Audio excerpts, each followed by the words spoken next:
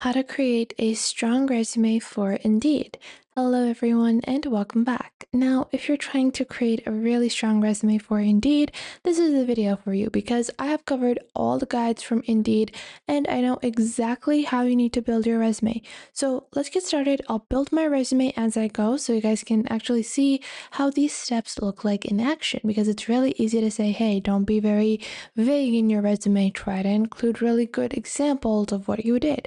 But how are you supposed to do that? So I am going to be covering exactly that. Now, to get started, first off, I need to mention that over 75% of companies within the United States are using AI to scan resumes.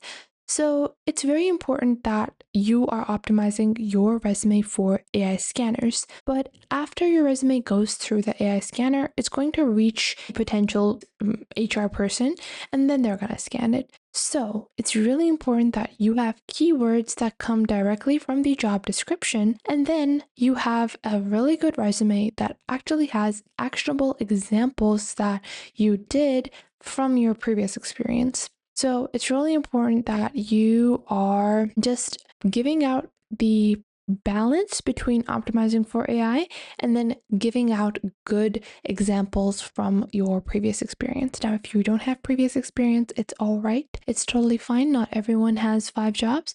So what you're going to do is that you're going to add your internships. You're going to add your school time. What did you do when you were in high school? Were you a captain? Were you a team lead? Were you a part of any groups? Now, a lot of people go into Canva, they search for a resume, and once they search for resume, they pick out this template and then they start building. This is awful. You don't want to go with any of these resumes.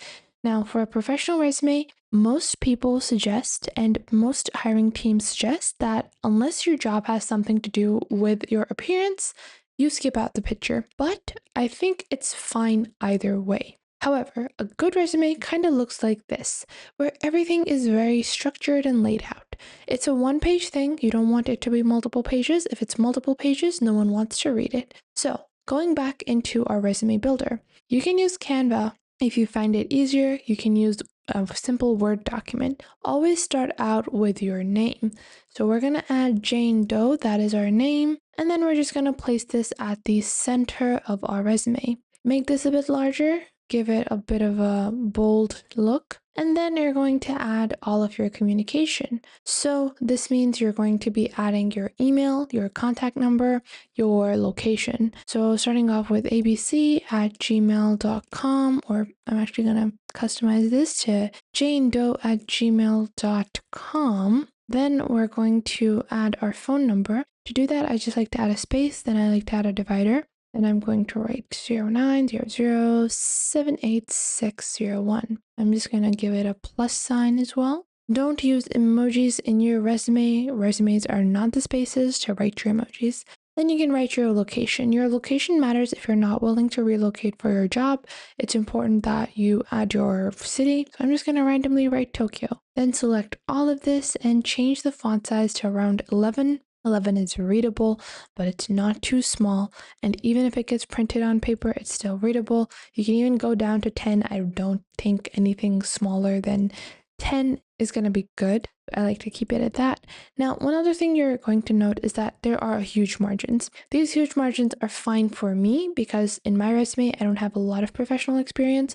But if you are someone that has a lot of experience, a lot of education, and that you're trying to find more space and trying to fit in more information, then what you want to do is change the margin sizes. You can simply go into your format. You can go into your page margins. And once you go into your page margins in your formatting, you have alignment, columns, and our page margins. You can customize those.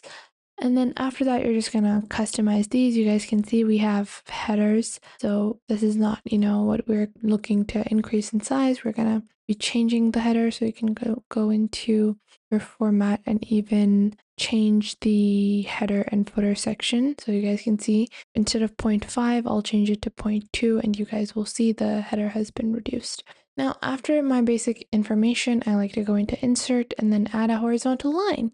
Why? This keeps a distance between my information. After the horizontal line, it's time to move into professional experience This is important. This is going to be becoming a little larger. I like to keep it not too big, not too small. Anything between a 13 to 14 font is fine. I like to add a little bit of spacing here. I don't add a space. I go into my line spacing, and you can just double the line spacing for the barrier that you created. So this little line thingy over here, you select that and change the line spacing to 1.5. I'm going to change the line spacing of the text to be at a normal 1.15. And then you're going to start adding your job. So let's say it's going to be job 1, or your current job, your most recent job goes here. And you're going to make it slightly smaller in font, like this, like a subheading, but not as small as your minor text. So what I'm going to do is I'm going to select this heading, make it 15. I'm going to keep this at 13. And then I'm going to start writing more about this position. So what exactly am I supposed to write? Well, whenever you're writing your resume, you want to ensure that you're summarizing your job. Even in bad Canva templates, you're going to find that they are summarizing their jobs. They're talking about, exactly how they have achieved something or how long they've been in a certain position. And you might say, hey, do I need to add my area of expertise, my professional summary? No, you don't have to do that. You can move directly into your experience like this, and you guys can see led development, did this, did that, and you just add your position. I like to always add the duration of my job in the same line. I feel like it looks better and it gives you like a really nice layout where it's not too text heavy on the left. There's some stuff on the right. But what some people like to do is that they like to add a cubicle over here and then write more information. This is up to personal preference. I personally don't like the cubicle style. That's why I just like to go in here and I'm just gonna add a couple of more spaces. I'm gonna copy this, do this, and when my cursor reaches till this point, I just add, let's say I was in this position from 2024 till June 2025. I just like to do that. Then I'm going to make it non-bold, and then I like to reduce the font size as well. Then I'm going to change the font of this because it looks a bit ugly. And always keep in mind, you want to use super professional fonts, so no fancy fonts, no crazy fonts over here. And then I'm just going to write some bullet points about what I did. So I'm just going to add a couple of those. I'm just going to add some random ones. I'm not actually writing the resume, but what I'm going to do is make sure these are not bold. So I'm just going to change this and then keep the font size at 12. 12 is the most readable. It's what I personally like to use. And then what you're going to do to make your life a whole lot easier is just copy this.